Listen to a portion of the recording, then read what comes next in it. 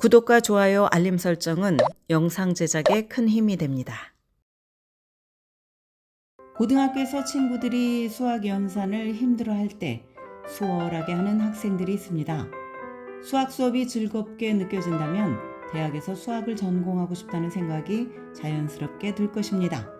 수학으로 학사 학위를 받고자 한다면 고등학교 졸업장을 따기 전에 전략적으로 수업을 들을 수 있습니다.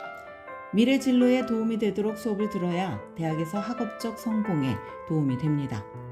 수학 전공 희망자는 고등학교에서 높은 수준의 수학 수업을 들어야 합니다. AP 과목뿐만 아니라 인근 대학에서도 도전적인 수업을 들으면서 자신의 능력과 적성을 확인하는 것이 바람직합니다.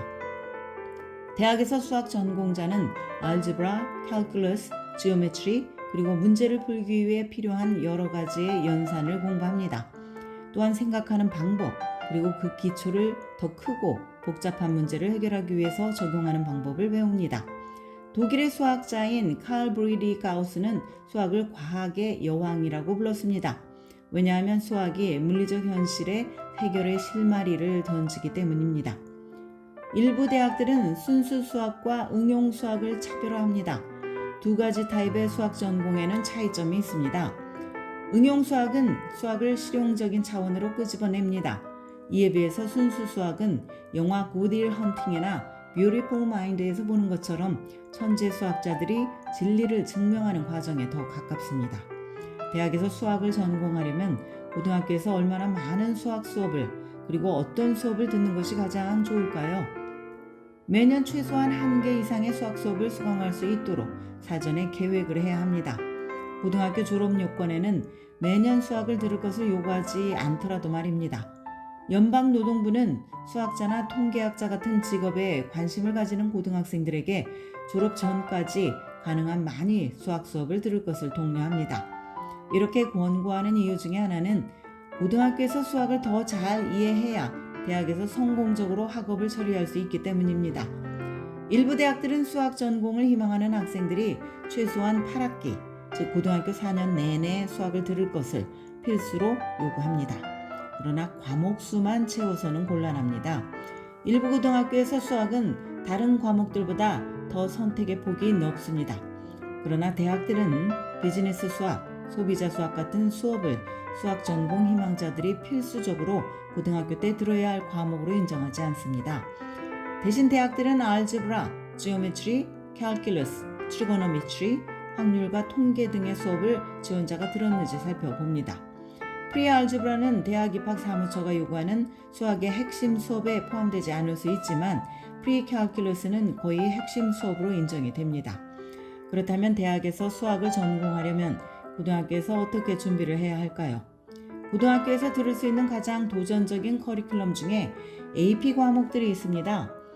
SAT를 주관하는 기관인 칼리지 보드는 약 30개가 넘는 과목들에 대해서 대학 수준의 커리큘럼을 운영하고 매년 5월 전국의 고등학교에서 AP 시험을 제공을 합니다. AP 시험에서 3점 이상 받는 학생은 AP 기준을 통과하는 것으로 각 대학의 방침에 따라서 학사 학위에 반영되는 대학 크레딧을 인정받기도 합니다. AP 수업을 수강하는 데는 장점과 단점이 동시에 존재하기 때문에 수업을 신청하기 전에 모든 요소를 고려해서 판단을 해야 합니다.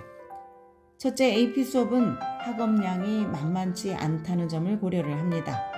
고등학생들이 대학 수준의 학업량을 맛본다고 보면 됩니다. 한꺼번에 너무 많은 AP 수업을 듣다 보면 과제를 제대로 해내기가 버거울 수 있습니다. 성적을 관리하기 위해서 거의 모든 시간을 수업 과제와 공부에 할당하다 보니 과외 활동을 할 시간이 부족할 수 있습니다. 또한 스트레스가 커지고 전반적인 삶의 질이 낮아지며 과외 활동이 줄어서 궁극적으로 대입 원서를 작성할 때 경쟁력이 약해질 수 있습니다. 그러므로 모든 AP 수업을 들으려고 하기보다는 그 중에서 어떤 것을 들어야 최상의 결과를 얻을지 심사숙고해야 합니다.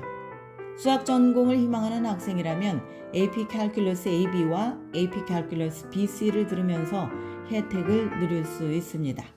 그런데 해당 AP 시험에서 좋은 결과를 얻었다고 해도 이것을 대학 크레딧으로 인정받을지 아닐지는 대학마다 그리고 전공 분야마다 기준이 다릅니다. 일부 대학은 AP 과목 크레딧을 주지 않는 대신 신입생이 더 높은 수준의 수업에 등록하는 것을 허가합니다.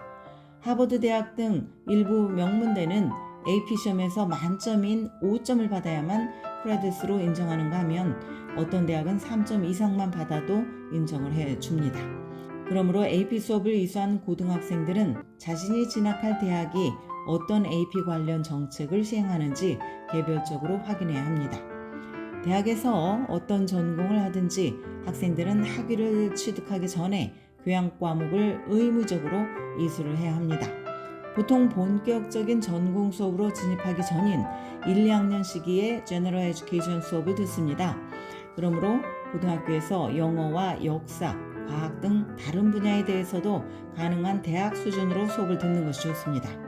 한꺼번에 모든 수업을 안어나 AP로 채운다면 무리가 갈 수 있지만 4년간 분산해서 듣는다면 가능합니다. 또한 수학을 전공한 뒤에 어떤 진로가 가능하며 내가 어떤 직업을 가지고 싶은지 미리 리서치를 한다면 학사학위 취득 후에 커리어 목표를 결정하는 데도 도움이 됩니다. 지금까지 교육 전문 컨설팅 그룹 어드미션 메서스 진학김이었습니다.